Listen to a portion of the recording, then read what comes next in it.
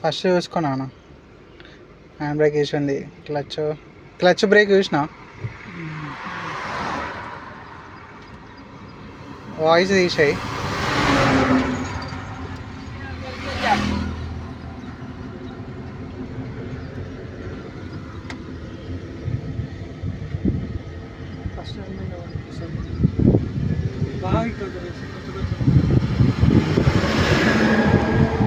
Second వేసేసుకో.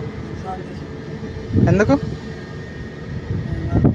Second అది వేసేసి ఉండని ఫస్ట్ గేర్లో కొద్దిసేపు కంఫర్ట్ కానీ బ్రేక్ అటు పోకు రైట్ పోతుంది, అటు సైడ్ పోతుంది. లేదు సెకండ్ అయినా